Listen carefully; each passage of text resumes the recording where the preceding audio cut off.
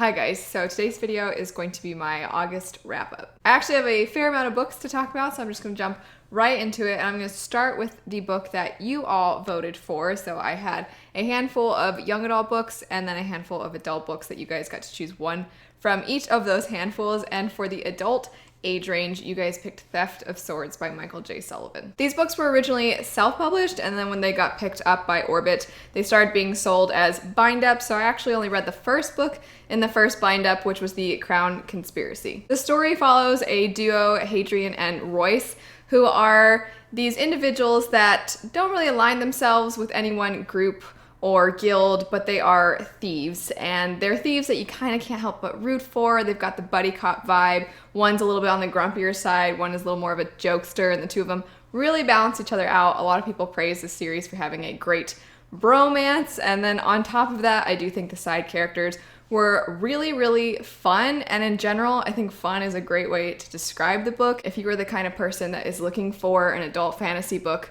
that's not really difficult to get into, or maybe the world isn't huge, this is a great one. It's not too dark at all. In fact, I would say it's more on the lighthearted side. So if you're looking for that, this is perfect. I do think that the story, the way in which Sullivan utilized his point of view, could have been done a little bit different in a way that would have suited me more, and I think maybe would have brought out the characters themselves a little bit better, would have made me feel a little more connected to them. But I go into more depth about this in my actual review for it. It's something that's kind of an abstract thing, and it's something most people probably won't even notice, but I do think that the series has a lot of potential to get better as it goes. The young adult book that you all voted on was Illuminae by Amy Kaufman and Jay Kristoff, and I was so intimidated by the story, not gonna lie, because it's the weirdest format when people describe it, and when I'd flip it open to a random page, it just felt very daunting to me, and not because I thought I'm such an idiot and it's really for smart people or something, not like that. I just wasn't sure I would be able to get into it, and I didn't know that I would enjoy it. I thought maybe it was a little on the artsy side for me, even though I like when authors take chances. I just wasn't sure this one was going to work for me. And the way in which the story is told is that it's primarily exchanges between people in the way that we kind of think of almost like text messages or emails. That's the main bulk of it, as well as people describing video surveillance and an AI, its thoughts that it's documenting. So there's a lot of interesting ways in which the narrative is given to us, but it honestly wasn't difficult to get into at all. And I really admire how unique it is, and admire that the authors took this chance and pulled it off, because it was definitely quite the story. Even though the setup for the story and the way it's told to us is very unique, the premise itself is something I would say that is quite familiar to us. It's a sci-fi story, follows two very young main characters, and their home planet is attacked, and they don't really know what's going on, and then they are put on these refugee ships, and they're rescued, but the enemy is after them, and that's what they know, and so that's all you know. And for a lot of the story, you don't really know what's going on. Why was their planet attacked? Why are they still being chased? Are they gonna make it? It's very intense, but something that I think can be a pro and a con for this story is that the two main characters are quite young, as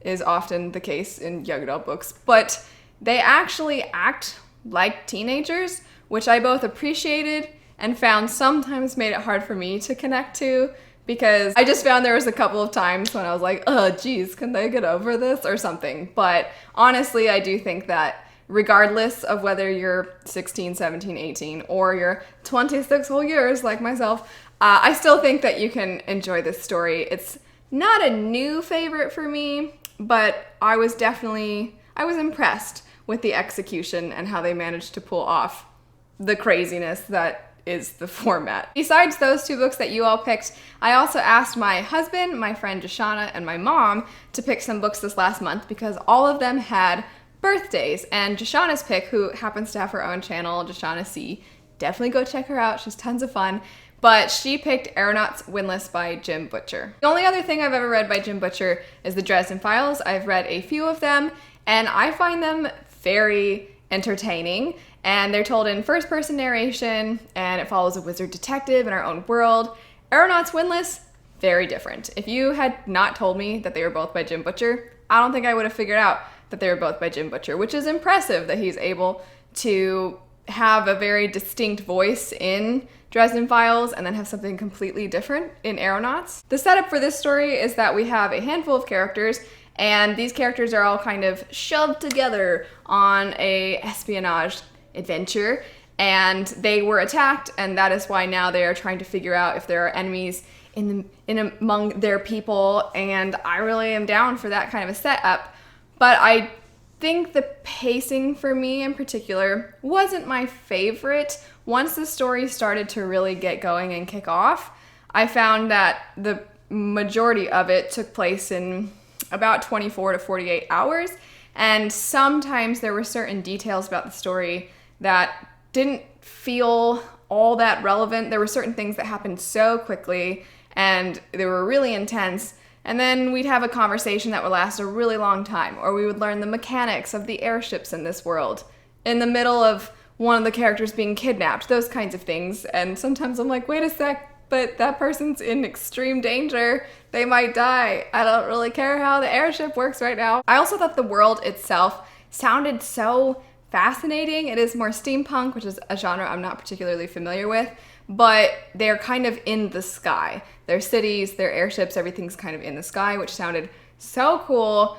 But because I'm not familiar with steampunk as much, I have a hard time being able to identify whether the world building just wasn't there as much as maybe it should have been, or if it's just because I'm not familiar with the genre and therefore I needed more because I'm kind of a newbie to it. Regardless, I do think that the characters in this story were great. I pretty much liked all of our heroes. I thought that the villains themselves were a little lacking, but we also just didn't see them that often. And there's animal companions. There's talking cats. I heard about the talking cats. I heard the talking cats were great. And you know what?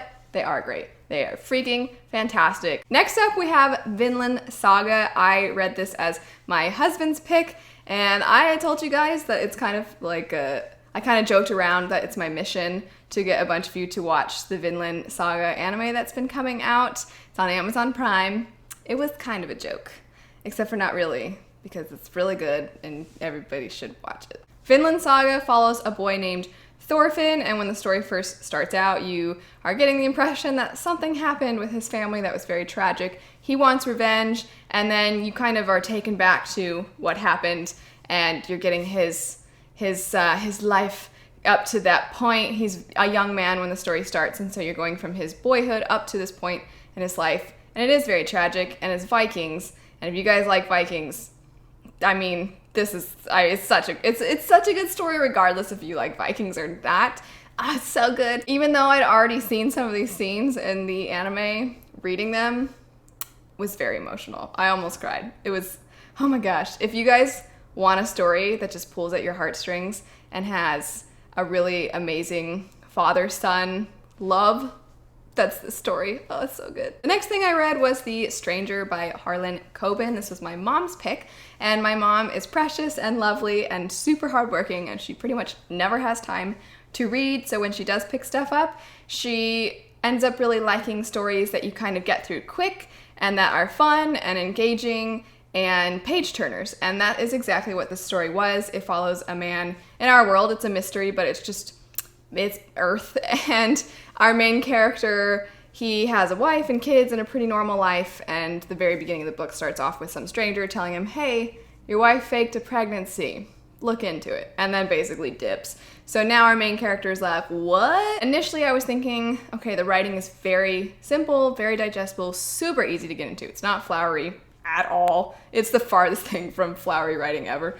And you're reading this story, and I don't know, I was thinking, this is okay.